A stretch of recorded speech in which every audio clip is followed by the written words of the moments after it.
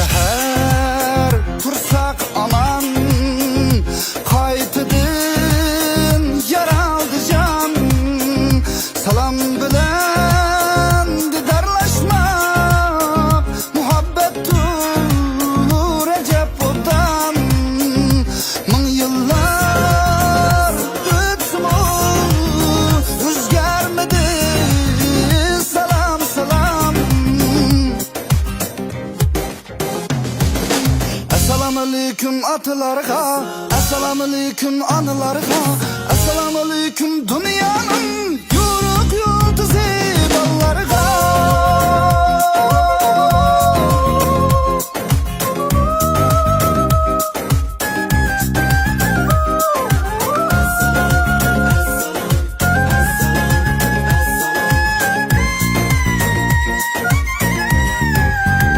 Salam kılmak sünneti, cevabı hem periz iken. Salam üçün igilgelle, sehi iken, aziz iken. Salam kıl dili dadam, ürgüteymen mu balam. Bosuğudun kırsa kadam, salam demek kariz iken.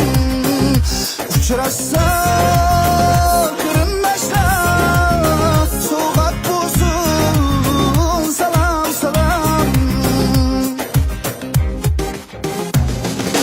Assalamu alaikum dillarga, assalamu alaikum çoğlarga, assalamu alaikum dünyanın yuruk yurtuzi ballarga.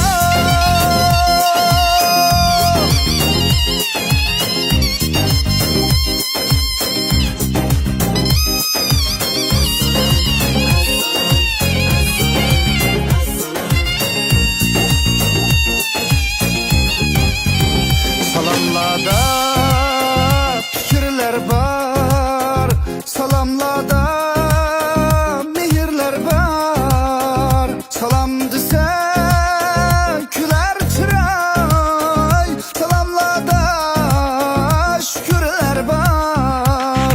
Salam kılsan kılsa usal, kalbimni kılma malam. Bir günler gider Ahmet, şu zatlar salam kızar. Salamlarımız ne güzel, ne güzel bizlerge yar. Assalamu alaikum dillarga, assalamu alaikum dostlarga, assalamu alaikum dünyanın yuruk yurtuzi ballarga.